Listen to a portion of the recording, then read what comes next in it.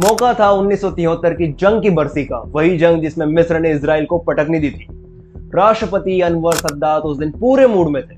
नई नई crisp uniform पहन रखी थी, लंदन से सिलवाई हुई। और भाई सद्दात का तो अपनी इमेज को लेकर उनको बड़ी फिक्र रहती थी।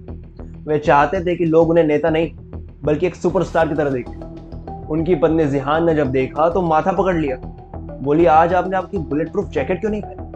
सद्दात शीशे में खुद को निहारते हुए बोले, जैकेट डालूंगा तो यूनिफॉर्म की क्रीज खराब हो जाएगी, ये जो कट है ना बिगड़ जाएगा। यही था उनका रवैया, यही था उनका किरदार। स्टाइल पहले, सिक्योरिटी बाद। और ये वही गलती साबित हुई जो उनकी जिंदगी की आखिरी गलती बनी। तो नमस्कार दोस्तों, मैं हूं अतीक और आप देख रहे हैं बिहाइंड द ट्रूथ। आज हम जानेंगे कि कैसे लाइव ब्रॉडकास्ट पर मिस्र के राष्ट्रपति सद्दात अनवर की दिन दहाड़े हत्या कर दी गई थी। आइए जानते हैं पूरी कहानी डिटेल में। चलिए शुरू करते हैं।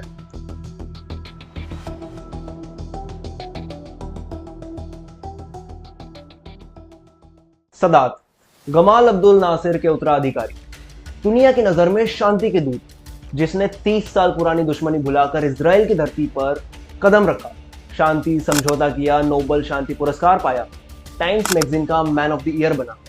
लेकिन दूसरी तरफ अरब वर्ल्ड में यही कदम उनकी सबसे बड़ी गलती साबित हुई। कैम्प डेविड अकॉर्ड ने उन्हें वेस्ट का हीरो बनाया, पर अरब देशों की नजर में गद्दार।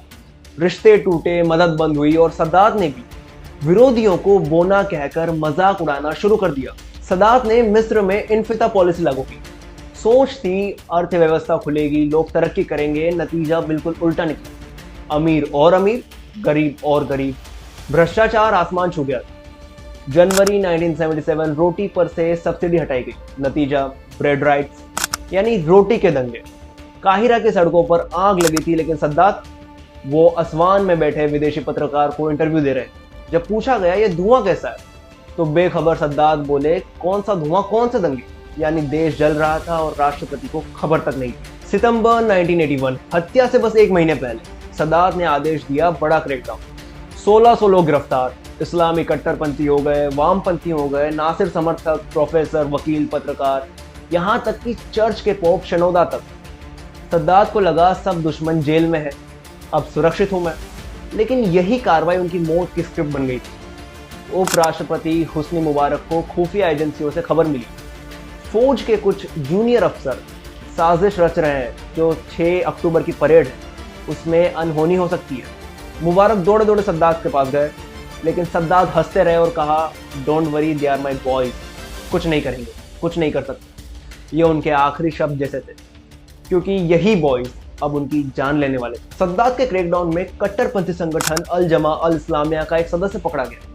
उसका भाई था लेफ्टिनेंट खालिद इस्लाम अबूली। 24 साल का था, बेहद धार्मिक था और गुस्से से भरा हुआ। खालिद ने तय किया कि अब सद्दात को किसी भी कीमत पर हटाना होगा और उन्हें मौका मिला 6 अक्टूबर 1981 की परेड का। सैनिकों की बंदूकों में उस दिन ब्लैंक कारतूस डाले जाने थे। क्यों? क्योंकि नियम यही था, राष्ट्रपति के सामने सिर्फ सेरेमोनियल सुरक्षा रखी जाती थी, असल गोलियां कभी नहीं दी जाती, ताकि भीड़ में गलती से कोई हादसा ना हो, कोई अनहोनी ना हो। लेकिन खालिद पहले ही सब सोच चुका था। वो चुपके से गोला बारूद के बक्से बदल चुका था।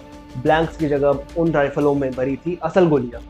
यानी सबसे बड़ी सुरक्षा बन चुकी थी सबसे बड़ा धोखा। उसने अपने 3 भरोसेमंद साथियों को भी ट्रक में बिठा लिया था। ऊपर से वो आम सिपाही लग रहे थे, लेकिन उनके कपड़ों के नीचे छुपी हुई राइफलें और हैंड ग्रेनेड्स। परेड का नियम था कि ट्रक का इंजन लगातार चालू रहना चाहिए, ताकि जरूरत पड़ने पर तुरंत ही ट्रक को हटाया जा सके। इंजन बंद करना स्ट्रिक्टली फॉरबिडन था और इसी नियम ने खालिद को परफेक्ट एडवांटेज दे दिया था। इंजन पहले से गरज रहा था, बस क्लच दबाते ही गाड़ी कूद पड़ेगी। अब देखो खेल। राष्ट्रपति के सबसे करीब तैनात थे मिलिट्री पुलिस। कागजों में ये उनकी सुरक्षा की सबसे मजबूत लाइन थी, लेकिन हकीकत उनकी राइफलों में थी ब्लैंक कारतूस। यानी अगर हमला हुआ भी तो चाह कर भी वो एक असली गोली तक नहीं चला पाएंगे, चाह कर उनकी सुरक्षा नहीं कर पाए।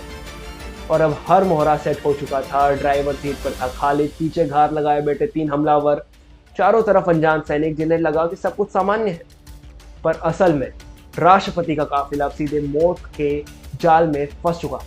6 अक्टूबर दोपहर के 12:30। काहिरा का आसमान साफ था, परेड चल रही थी। सद्दात बार बार खड़े होकर तालियां बजा रहे थे। एयरफोर्स के नए जेट्स कलाबाजा दिखा रहे थे, सबकी नजरें आसमान पर थी। और उसी पल खालिद का ट्रक राष्ट्रपति के सामने आकर रुका। उसने ड्राइवर की कनपट्टी पर पिस्तौल रखी, ब्रेक लगे, रक्षा मंत्री अबू गजाला झुके और कहा, सर बैठ जाइए, ये कुछ ठीक नहीं लग रहा। सद्दात मुस्कुराए और कहा, don't worry, they are my boys, तुम चिंता मत करो। यही उनके आखिरी शब्द थे। ट्रक का दरवाजा खुला, खालिद और साथी कूदे, एक ने ग्रेनेड फेंका, फटा ही नहीं। फिर गोलियों की बौछार, पहली गोली सद्दात के कंधे पर, फिर सीने पर, फिर गर्दन पर। वो कुर्सी पकड़कर पीछे गिरे, मंच खून से लाल हो गया। फोटोग्राफर ने कैमरा उठाया, एक गोली हाथ पर लगी, कैमरा गिरा, लेकिन इतिहास की सबसे डरावनी तस्वीरें खिंच चुकी। 2 मिनट, बस 2 मिनट में सब खत्म। एक हमलावर मारा गया, बाकी पकड़े गए और सद्दात हेलीकॉप्टर से अस्पताल ले जाए गए, लेकिन वहां पहुंचने से पहले ही उनकी मौत हो चुकी थी। दुनिया सख्ते में थी। अमेरिका और इजराइल सबसे बड़े झटके में, क्योंकि सद्दात ही थे जो शांति की गारंटी थी। लेकिन मिस्र की सड़कें खामोश थी, कोई जनसैलाब नहीं, कोई मातम नहीं, लोग चुप थे। सबसे बड़ा सबूत कि सद्दात अपनी ही जनता से कट चुके थे। जनाजे में दुनिया भर के नेता, मानो अमेरिका के ले लो, इजराइल के प्रधानमंत्री, लेकिन मिस्र की आम जनता, एक भी आदमी नहीं आया। खालिद और उसके साथियों पर मुकदमा चला, कोर्ट में भी वो नारे लगाते रहे कि मैंने फिरौन को मारा। उनके लिए जुर्म नहीं, धार्मिक मिशन था। 1982 में उन्हें फांसी दे दी गई। और आगे सद्दात के बाद राष्ट्रपति बने हुस्नी मुबारक, और वो भी 30 साल तक जमे रहे। तानाशाही जारी रही। 2011 में अरब स्प्रिंग गई, मुबारक गिरे, लेकिन सत्ता फिर भी जनरल्स के हाथ में लौट आई। आज भी मिस्र की जनता उतनी ही मायूस है जितनी सद्दात के ज़माने में। तो ये थी कहानी मिस्र के राष्ट्रपति सद्दात अनवर की, कैसे उनकी हत्या हुई और क्या था पूरा माजरा। आपने देखा हमारे साथ बिहाइंड द ट्रूथ पर। मैं आपका होस्ट अतीक पटेल आपसे विदा लेता हूँ। अगर आपको वीडियो पसंद आई तो प्लीज़ ड्रॉप अ कमेंट। आपको वीडियो कैसे लगी ज़रूर बताएं कमेंट्स में। अगला वीडियो आप किस टॉपिक पर चाहते हैं वो भी बताएं। मिलते हैं आपसे ऐसे ही और रोमांचक, ऐसे ही और दिल दहला देने वाले, दिल को खोल कर रख देने वाले वीडियोस के साथ। चलिए मिलता हूँ आपसे अगली वीडियो में, तब तक के लिए गुड बाय, जय हिंद।